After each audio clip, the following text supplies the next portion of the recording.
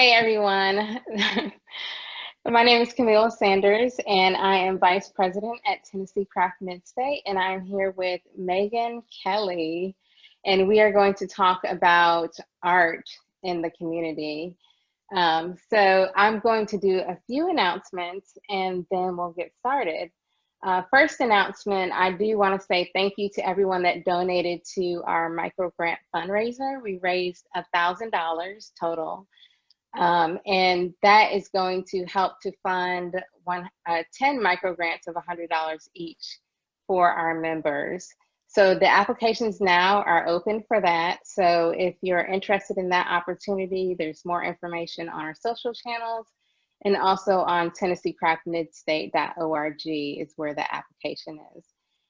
There's also an opportunity for a $250 scholarship for professional development for our state chapter, and that information is on TennesseeCraft.org. And if you're not a member, you can always become a member. There's no time frame for the funding for these things. So if you're not a member, you can become a member and apply for some of these programs. So without further ado, Megan Kelley, thank you for joining us. I am going to read part of your bio, not the whole thing, because you've done so many different things, and that's why I'm so excited to talk with you today. So just to start off, Megan Kelley's career includes a diverse and thorough approach to the arts, inviting others into collaboration, curiosity, and cross-pollination. Kelley helps create immersive, interactive spaces for dialogue, design thinking, and connection. Kelley's civic and social practice work focuses on sustainability for artists at all levels through creative placemaking, civic consulting, community development, advocacy, equitable access, and mentorship, with a focus on building and activating creative community workspaces. They are a graduate of the Learning Lab, the Racial Equity in Arts Leadership Institute, and Vanderbilt's Leading Innovation in Arts and Culture, and a member of the Metro Nashville Committee for Anti-Racism and Racial Equity. So that's only part of the story. So I'm sure we'll get into some of the other projects and things that you've done and that you're working on. So Megan, if I left anything out, feel free to fill in the blanks. But just to get started, can you tell us some about your own personal artwork and kind of that journey you've had as an artist? Yeah, so first off, thank you for having me here tonight. It's really nice to virtually get to talk to all of you all. And kind of share a little bit about where I've been, kind of where I've come from.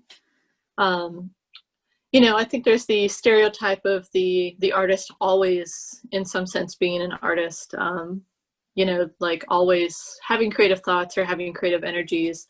I was always very interested in storytelling and in the transmission of stories and ideas, even from a very young age. So, I was always the person who would happily play by themselves in the woods and imagine a huge storyline. I remember I submitted you had to write a short story in the 4th grade, and I spent weeks typing it on the computer and building this elaborate world that I eventually had to edit down, and spending history classes just drawing comics about the stories in history as opposed to just taking notes.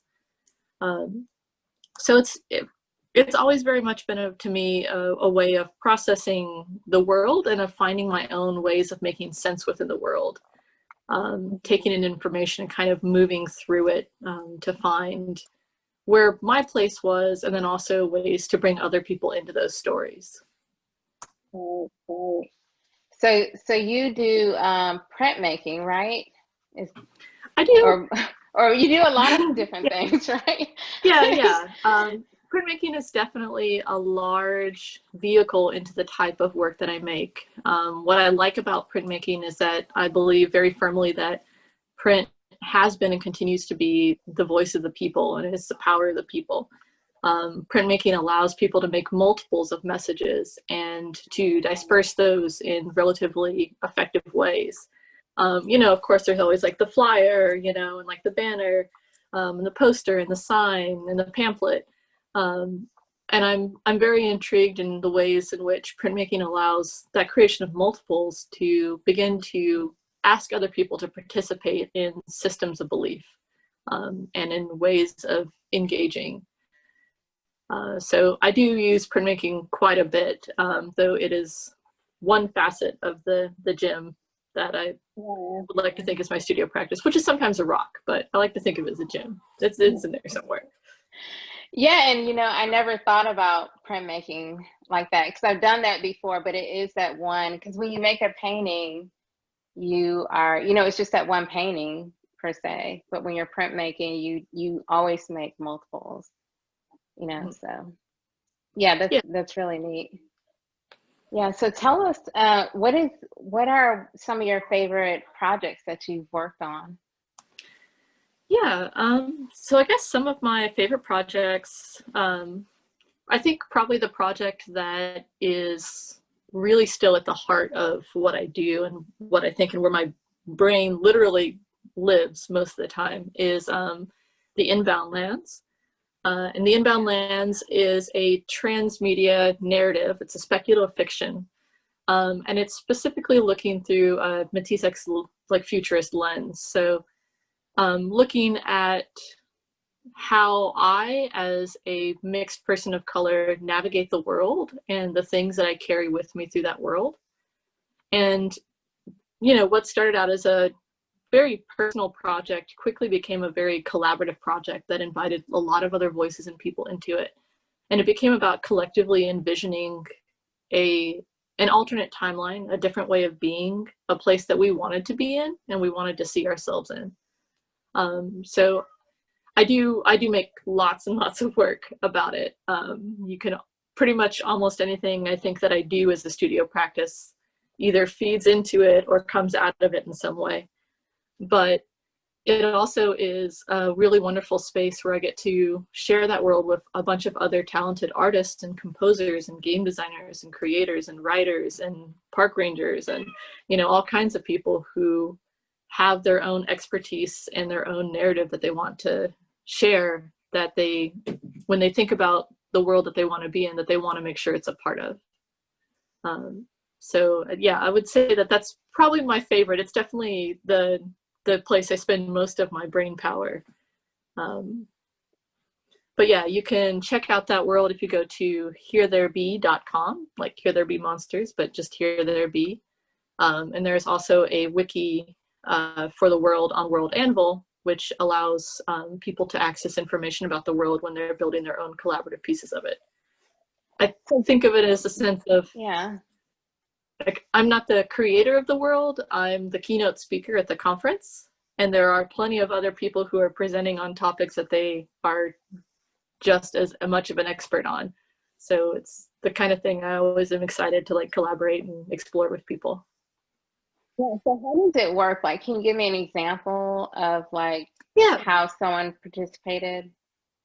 Yeah, so I think probably the most delicious example was I worked with a coffee roaster who was interested in the world. And so we actually, we did a series of interviews where we talked about like himself and like what he was envisioning, and also talking about like what it takes to actually grow coffee. He was raised in Africa, so he had very firsthand experience with it. And we built part of the terrain based off of his experiences. And so after building that whole section of this world, we introduced a whole kind of culture into it that was around that production of the coffee within the world.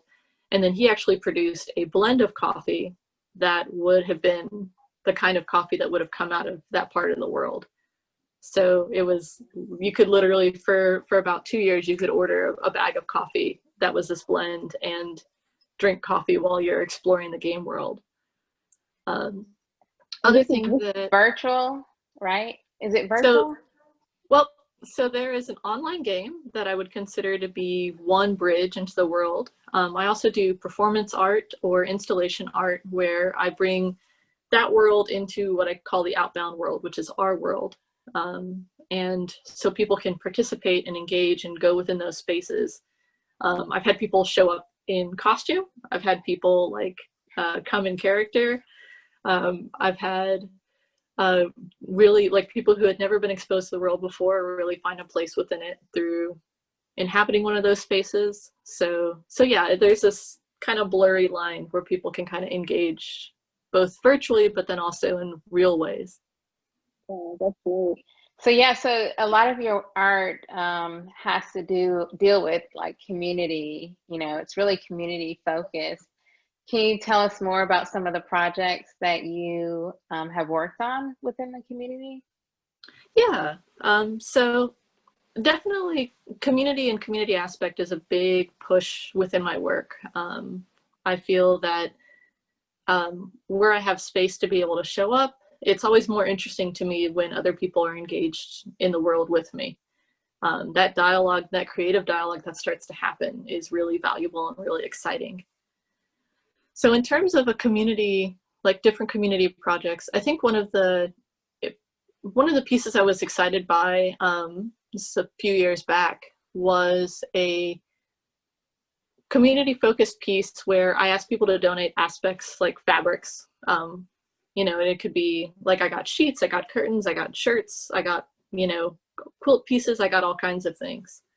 And we tore the fabric into strips, and we put the strips out in the gallery for people to write words of advice to future generations, the things that they wanted to pass on.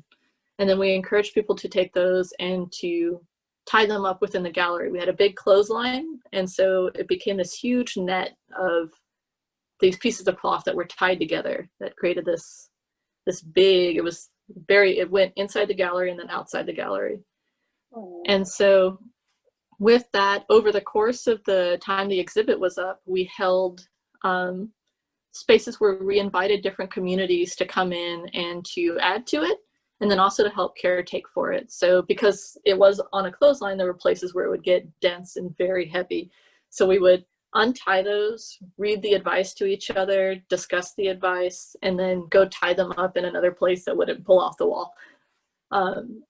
And so we did that over the couple of months. And then at the very end of it, we untied everything. We did the same sort of thing as a disassembly. We untied, we just read them out, we discussed what we thought about them, and then we put them into baskets, and those baskets went out into the community for people to actually incorporate those into quilting projects. So really looking at not only the lifespan of the physical work, but trying to think about how to engage community and how to engage dialogue about it throughout the whole course and lifespan of the project. Yeah. I think that's so interesting how art can tie the community together. It kind of has that power to do that like nothing else does, you know? Mm-hmm. It's not like you're getting people and you're putting them in a room, like they're actually doing this project together and they're learning from each other. Can you kind of talk about just your thoughts on the importance of community? Yeah, I mean, I feel that community it's incredibly valuable to where we are, especially where we are today, because it is a sort of thing that it is about learning how to get along with people and how to inhabit a courageous space with people to grow, to become something stronger and better together, in a way that is not easy and is sometimes uncomfortable, but is really a transformative place to be. And it's really about engaging, when you enter in that kind of transformative space with somebody, it is about accepting them not only like where they are, but agreeing to be present with them to where they can be and, you know, where they're going. And I think that that is a really important thing within culture, and then within like our present day, that commitment to really grow with people, even through the uncomfortable places, even through the discomfort, because we have faith that we will get there, and we'll get there together. Yeah, I love that. I love talking to you because you're so optimistic. um, so yeah, so you mentioned culture. Like, can you tell us more about your own personal ethnicity and how that's affected your approach to like community and your art? Yeah. So as I mentioned, I am a person of mixed descent. And so I come from Wajaji, which is Osage on my father's side, and I come from like Mexico and like the indigenous people of the Southwest, and Japanese on my mother's side. So very diverse. Family get-togethers are always super tasty. But a lot of it is about thinking about our, like, as a person who navigates many different worlds, I think that deeply has affected my approach, not just to thinking about community, but also thinking about engagement. Navigating that space is about kind of finding the common grounds and the commonalities. Like, even though that there are aspects that are really different, it's about finding those things that are universal motivators for ourselves, and to really engage people, not just with our assumptions or with our, our stereotypes of people, but to really look at like what is driving them and where they're coming from. That a lot of times it's things kind of come up because of things we all can understand, like fear and, self-doubt, and, struggling with things that we've gone through, or that we've been through, or that we've been handed down through the generations for us. So it's really, for me, a lot of that drives not just why I make what I make, but also, in many ways, like what I make. Thinking about that, again, communication, thinking about that pulling together, that bridge building, that making sense. I think that answered all of your question. Yeah. I do think that a lot of it, there is like probably a unifying theme of community, with, not to be too blanket with those statements, and I can only ever speak for myself and my own experiences as a person of mixed background. But there is, I think, aspects of solidarity, and there's aspects of like agreeing to participate in something that is larger than yourself, and of how that pulls us together and how that moves us forward, in the ways that we show up, and then also the understanding that we don't show up as monolithic culture. Like, Hispanics are not just one culture. Even Mexico is not just one culture. Native Americans are not just one culture. Like, it's very broad, and so it is a balance of showing up, together, and then also identifying and respecting and honoring the differences that we bring in. Yeah, and that's really good. So tell me more about, because this kind of goes hand in hand with that, about some of your social and civic involvement. Yeah. So yeah, again, like, a lot of it is about communication. A lot of it is also, a lot of the work I do is about access. It's about access to knowledge, it's about access to resources, it's about access to power and to representation. So, for example, when I work with creating spaces, I work with organizations or neighborhoods to create either long-term spaces or short-term pop-up spaces. A lot of those conversations are about equitable access, and about how do we ensure that this is something that can be accessible to artists of all backgrounds, artists of all practices, in all parts of practice. And it also is about kind of dismantling the idea of who is considered an artist, who gets to make art, who that art gets to be for, and how that art gets to happen. It's really about, it's not even about like getting rid of the gatekeepers. It's about taking the whole thing off the hinges and, using it to make a wonderful sculpture.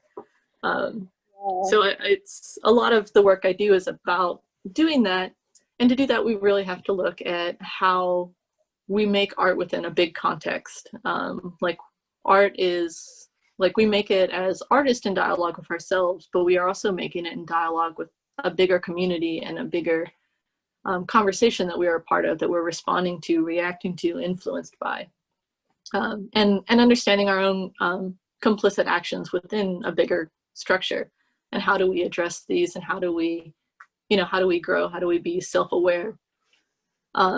So when I think about, for example, the work I do with Metro, we work with Metro Arts, and we're looking specifically at practices, anti-racist practices, and looking at ensuring equitable access, specifically looking at racial equity.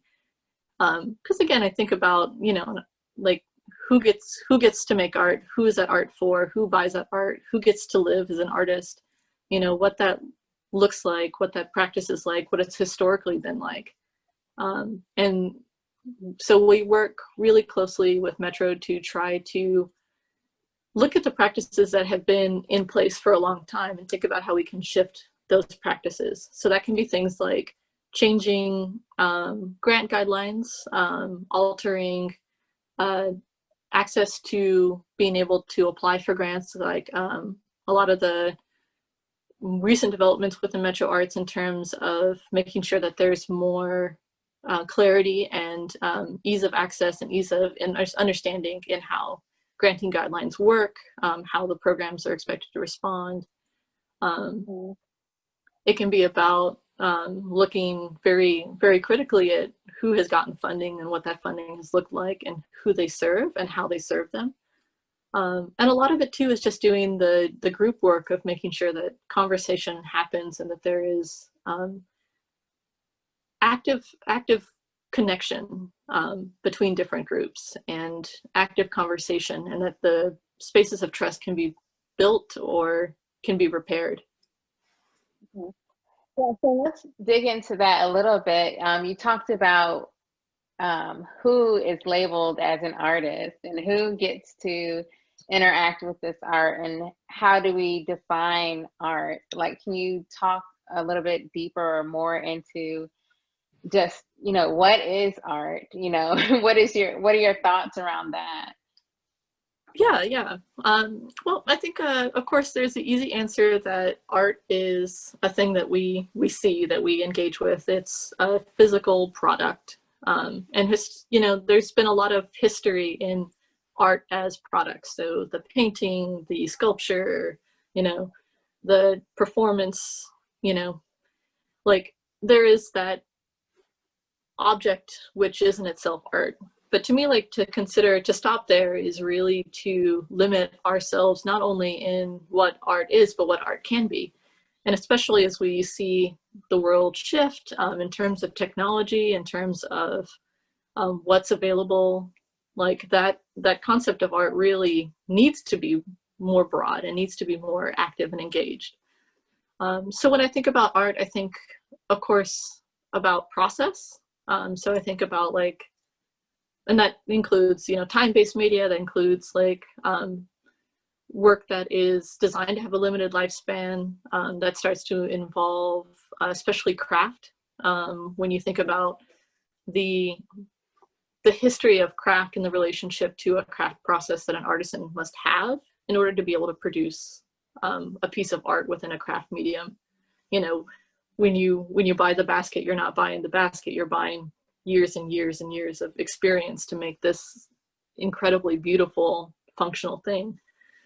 I also think too about the ways that art appears in terms of influence and impact. And so I think very much about art as a movement for activism, for activating a community, for engaging a community, for creating facilitation, for creating dialogue. So you think about that kind of studio practice, but then that starts to open up into conversations about social practice, where the artist is using their skill sets to facilitate a space in a way that is intended to amplify other people's voices, other people's dialogues, other people's engagement. that's typically you're getting feedback from people, you're engaging people, and then you would use some aspect of your like technical skill sets to create this thing. But then when you start thinking about art, like, and what art is and how art exists, a lot of that too starts to become, when you start moving into the civic practice, that starts being you as the artist and your skill sets, like your technical skill sets, are more subdued, but you start to engage the conceptual skill sets that really is, you know, what allows us to make anything with anything. And that's that resourcefulness, that's that critical analysis, that's that adaptable thinking, that is that our ability to listen and really hear what's being unsaid and being able to reflect that back in a way that people can feel in a very personal way. So when you start to think about those things, you start to get this holistic picture of what art is, about this product, this process, this impact, and about how we engage that. When you start to get into that, then you start to really see how we do that in a large part of our lives. Like, we do live our lives, and even people who are like, I'm not creative, I'm not an artist, like, we live those characteristics, we live that thinking, we live that feeling in very deep ways. So yeah, like I said, it's not just even removing the gatekeeping, it's getting rid of the whole fence. So yeah. And so you believe that you know, people are creative in a certain way, like everyone is. That's just part of being human. I'm putting words in your mouth, but no, that is. I think to be human is about expression, and that is like the fundamental drive. I do, you know, I preface this in the sense, like, you know, I think that it also is about, art is about a sustained engagement of asking questions of yourself and of your practice and of your impact and of your influence. You know, it's more than just making, again, it's not making just a product. It's about really living a fullness of choosing to engage in the world in a very critical and proactive kind of way. Making a choice to really be a part of something. So yeah, you mentioned something, art as activism, and then we talked about how everyone's kind of creative, and you know, I wonder if some of that is lost. We tend to just think about, oh, we can only be this one thing, instead of, and now you start to see people that they have a full-time job where they do one thing and they think one way, but then they have kind of a creative outlet, you know? So maybe like go more into like art as activism, and can anyone be this art activist? Or what does that even look like? Because when we think of activism, we think of, you know, people in the streets protesting and things like that. So how does that even look? Yeah, so I will say, let's see, trying to pull all of my thoughts together. All right. So I think when I think about the idea of art as activism, I think about truly effective activism. To me, is not necessarily about shouting your message at somebody else. Like, really, it's about having a relationship with somebody in a way that they can begin to connect and begin to understand. Because no one has ever changed by being made to feel defensive. The moment that somebody feels defensive, they mentally are shutting down to what you're saying. It's a human survival tactic. It's not a personal thing. So when I think about art activism, I think about the ways in which we can build those bridges, and that we can really focus and engage that empathy. That is such a key foundation for artists, and is, I think, one of our strongest strengths and skill sets. That when we take the time to build that trust, to build that empathy, and to be able to express and again connect to like these deeper motivations that frame our understanding of the world. That is how we can kind of pull in, and we can kind of like, we can all be activists within art. And I do think like producing that physical product of art allows us a unique gateway to do that. It can allow us this thing that we see and we respond to on a very visceral level, a very instinctual level, a very intuitive level. And again, artists to me is about answering questions or asking questions. And once we start to ask questions of ourselves, and we start to investigate in ourselves, it's like taking a tent out of a bag. Like your mind is never going to fit back in that same space that it used to be in. It's always unfolding. So it's, to me, like that is the most hopeful thing, is that as we continue to hold space and make space for this investigation, like we are continuously expanding. Yeah, and you said such a key word, empathy. And it is hard to have these opposing forces and convince each other, but art has a way to connect people and to have people ask those questions or think, and to kind of get closer to being more empathetic. So you had mentioned that art is an ecosystem, or you see art as an ecosystem. Was that kind of what you were talking about before? Yeah, so definitely like art is an ecosystem. And when I talk about my work within the arts ecosystem, that's the term I use.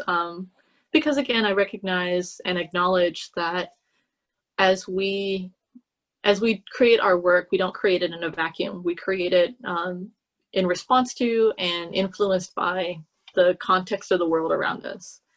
So that's how we perceive the world, how we engage with the world, the things we've come up against in the world, the things we want to achieve in the world. And also to really think about the kind of the intersectionality of a lot of the ways that we engage just with the world in general. Like we're never just engaging as like one particular thing. We have all these different aspects that come to us and that are a part of what we bring into it. So when I think about the arts, I think about that ecosystem. I think about, again, the questions of who gets to make art, what kind of art is made, what kind of art is art. All of those aspects, all those different conversations around different types of justice really start to pull into that conversation of art making. And that artists have a really unique space as caretakers within that ecosystem to engage it. I also think very literally about the ecosystem of art. We're thinking again of like influence and impact. The idea that all of our materials come from somewhere, that we make work that has historically belonged to typically other people, and that the things that we make as artists, unless we're specifically thinking of them not lasting, which is a totally valid form of making, but we're generally speaking thinking of them as lasting for a really long time. So like the lifespan of that art and how it lives, and the materials that we use and the impact they have on the environment, like a very, very physical ecosystem as well as a conceptual one. Yeah, I think that's such a good point, because for some reason I never really think about art like the different materials that you choose, and it's all connected to the earth. It's all connected to, the materials. It's not just something you buy in an art store, Yeah, things have lived and exist before they get to us, and they continue to live and exist after they leave us. So to me, it's very important to think about our role within that cycle and that circle. I look a lot at reclaimed materials when I am making something, or I think a lot about sourcing them in different ways, or how to source them in a way that is equitable, that is responsible. and how to dispose of those things in similar ways. Yeah, yeah. So that's a whole nother thing about how to be sustainable, Yeah, a sustainable artist, right? Mm-hmm. Yeah. And do you work with people on that? I have people that I reference them to. You know, I can speak to my practice and to particulars of my practice, specifically when it comes to printmaking. But I wouldn't call myself an expert on that outside of my own.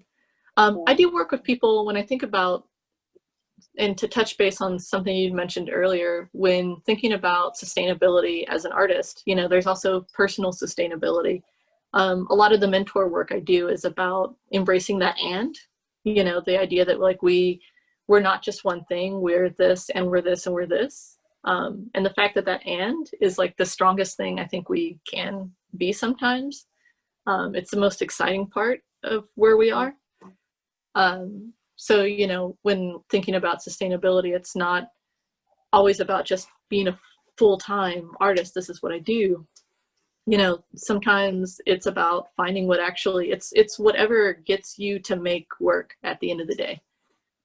You know, some people need to be a full-time artist so they can focus just their creativity on that. Some people need to do multiple jobs because that's where they can save all the creative energy up for their work, or it makes it so that they can afford their work, or they can afford to do the work they want to make instead of the work that they feel they have to take on.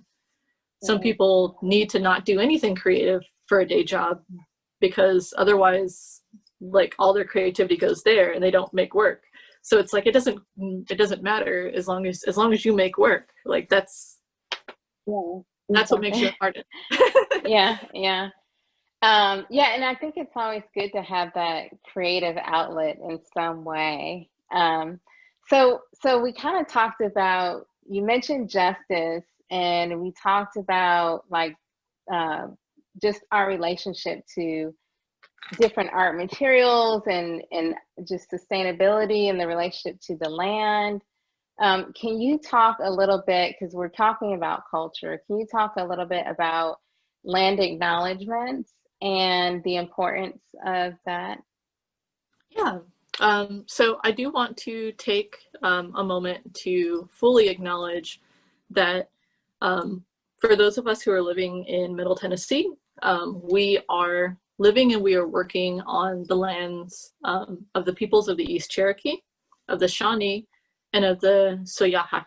So if you are interested in learning more about that, you can definitely look them up. You can also check out, there's a land acknowledgement tool online if you search for native lands, and that can help you identify what the historical context of the land that you've lived and worked on, who that has historically belonged to. To me, like, those are really important, you know, not just because I'm Native, but because it is important for us, I believe, to really be conscious of the people who've been here on the land before us, and to be conscious of the cycles that we are participating in. The fact that we have been affected by and are affecting aspects of colonialism, and to be really conscious of the effect that has had on different peoples. You know, again, like, you know, I'm not, like, my people traditionally are not from here, and so I have to recognize that for myself. Like, I don't get a get out of jail free card or anything. Like, I also too am participating in a system that has historically oppressed people and continues to oppress people. I think it's important for us to acknowledge, not just because of the idea that those people, like, we're still here, like we're still around. You know, we're not gone, we're not, you know, primitive, we're not, like, you know, extinct. Like, we're still here, we're still active within the world. But also to really, by acknowledging a system, we can begin to investigate the system. We can begin to shift that system to better change and begin to really think about how we show up within it. again, it's that idea that your mind is unfolding to a new space, to a new way of being. So I do think that it is something that's very important. I do think it's very important that it be done genuinely. So I highly encourage people not just to make land acknowledgements, but to really, again, consider where we are active within these cycles, and to really think about how we can step outside of them and we can shift them. In what ways are we doing this and being conscious of this and engaging outside of just in a land acknowledgement, or, you know, basically, like, how do we show up? How do we want to show up? Like, who do we want to be at the end of the day? And who do we want people to think, like, to think of us? Like, how do we want to show up in our community and our community to remember us? Yeah, that's so important. You know, like you talk about acknowledgement, and just thinking about Breonna Taylor and that whole, you know, situation. Yeah. And, you know, talk about the system that we're in. And I think that now more than ever, people are starting to realize that we can't necessarily, like, the system isn't working. You know, Yeah. we have to start thinking about things in a totally different way. Like you referenced earlier, like taking things off the hinges, like totally, you know, not thinking about it in the colonized systems that we have been thinking. Yeah, it's definitely, like, I think we are in a really important place of transformation. And I think that we can make it real transformational change, not just transactional change. I think we not only have a responsibility to, but like we have to, like we have to figure out something better.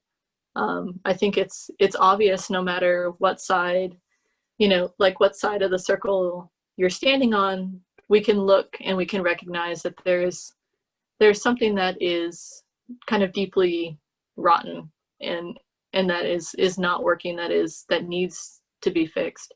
And the only way that we can do that is to come together and to figure out what that change needs to be.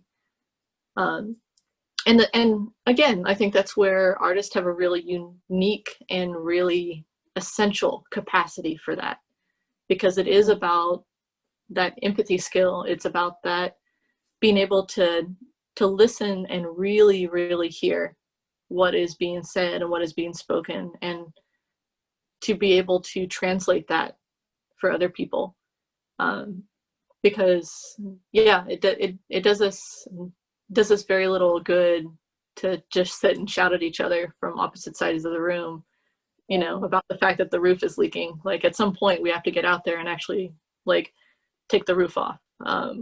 You know, and, you know, if we're trying to raise a whole brand new house because the house is too water damaged, that's a big job. Like, we're going to need everybody to be able to pull that together, because at the end of the day, we all have to live together in that house. So.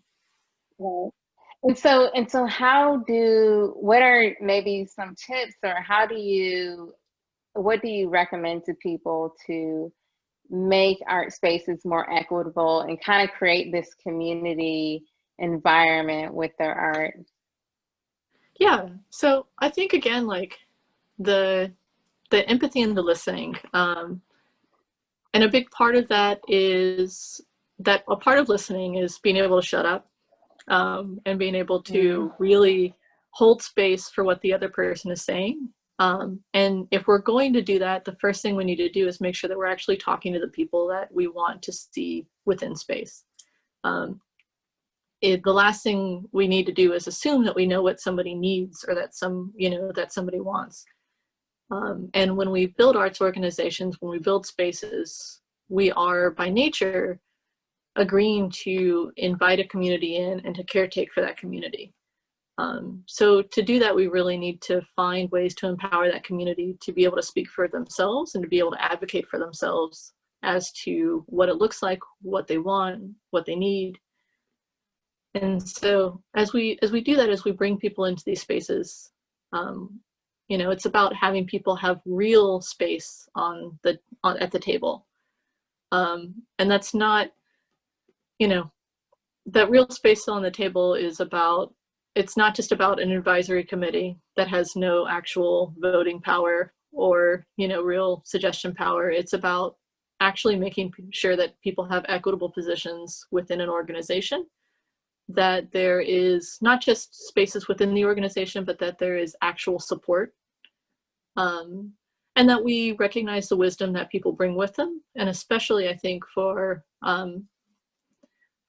engaging with like BIPOC communities in what has historically been a white system, to recognize that experience doesn't always look like lines on paper, that to really recognize the experience that people bring with them and be able to like hear that and engage that without necessarily having it be tied to a degree or have it be tied to a, you know, a particular framework of position. Yeah. And another thing, I know we have maybe like 10 minutes. I don't know if we have any questions, but yeah. So one of the things that we did want to talk about is with COVID and everything. I know we're doing this virtually, but you know, we talk about community, we talk about getting out there. You know, have you done any art spaces that are COVID friendly, or do you have any thoughts around that, or how to do that? Yeah, so on that one, I really think I would love to hear people's questions about it, because I feel like there are things that we know versus the thing, you know, it's always the things that we're not sure about. And I have worked in trying to engage COVID-friendly spaces, particularly like within a museum setting. And it's definitely, it can be a little nerve-wracking. And I think a lot of it is being very conscious of the stress that people are under, not just the people who are visiting for whom this might be a scary experience kind of coming out, or who, you know, you might be out somewhere and feel normal and forget that it's not, that we're living in extraordinary times. But also like the sense of compassion towards the staff that are engaging and the people who are present in those spaces, you know, and that's everything from recognizing the continual buildup of low-lying stress and the effect that has, but also just even simple things like, you know, how long things will take, making sure to plan adequate time between things or for things, making sure that there's adequate space, that there's adequate supply, a lot of, you know, just thinking about having multiples of things so you can move stuff off the engagement floor and have a fresh set of things available for people. And thinking really about kind of different ways and engaging ways to do things in a different way. So where before it may have been, you know, very, very hands-on, like how does that shift or how does that alter? And if you're doing something that is like a collaborative, interactive installation, like how you're thinking about things need to shift and change. And really it's about giving yourself adequate time to like figure out those logistics and to plan and to put it towards a variety of people and see what would, you know, be like, I want to do this. This is what I'm thinking. And again, give people space to ask questions or to be like, oh, that doesn't sound comfortable, you know, or yeah, that works. That's fine. But yeah. So do you think that this is, I know a lot of different spaces, like this is changing the way that people interact, you know? And so do you think that that's something that we'll just see in the future with art and art spaces, is that, you know, people aren't going to interact the same as they did before COVID? I do think we'll see lasting effects of this. And part of it is just that I expect that we'll live with this and the effects of this for a very long time.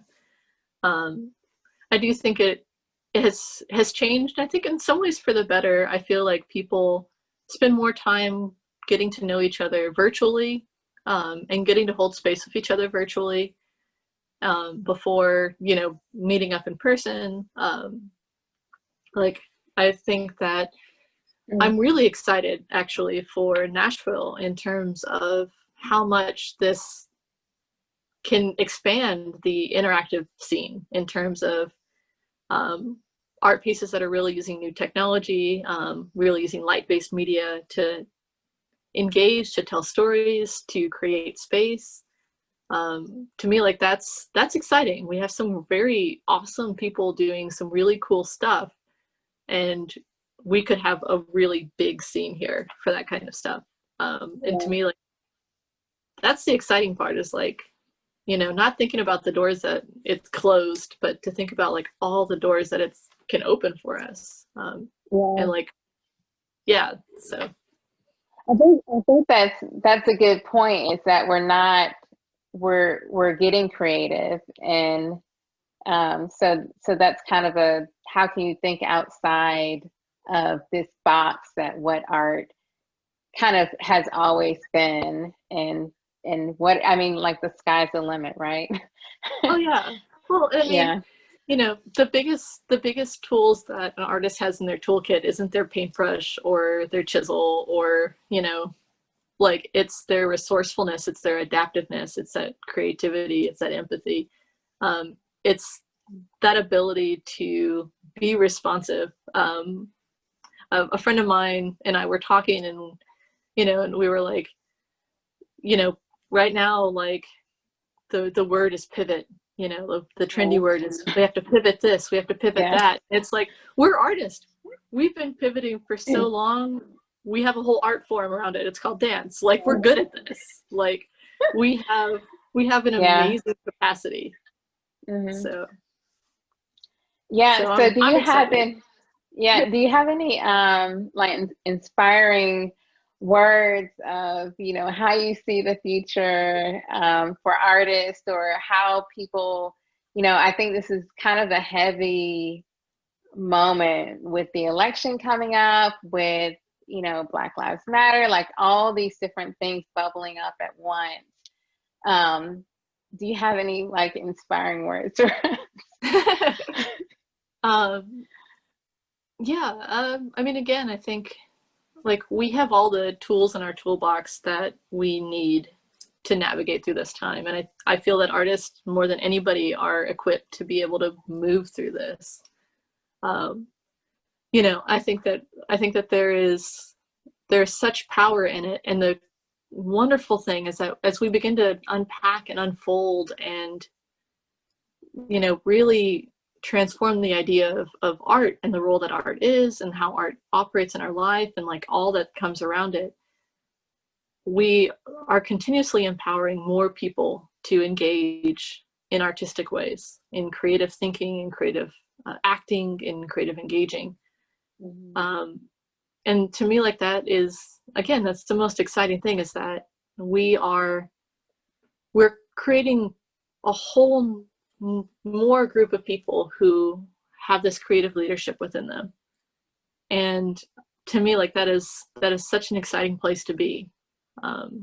Like we're seeing more people feel empowered to speak up and show up in a way that has already transformed so much and will continue to do that. And that's exciting. Like we get to be a part of that. You're right. So what do you have coming up? I know tomorrow, right, you will be doing creative mornings early in the morning tomorrow. Yeah, I will have a big cup of coffee. Yes. Yeah, so the theme is spectrum, right? Do you have any like insight into what that topic is about?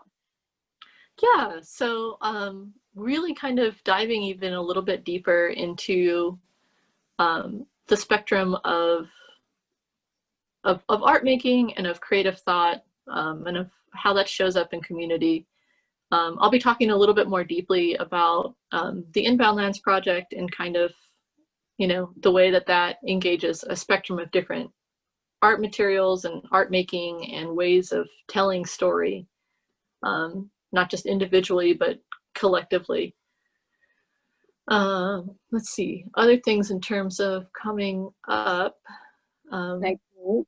Arts and Business Council, Creative Yeah, Exchange, I'll right? be speaking there, and I'll be speaking specifically about kind of advice with nonprofits. So thinking about like all the way from founding to a dissolution process, like different aspects of what actually the realities of running an arts nonprofit and things to kind of think about and participate or engage or prepare for.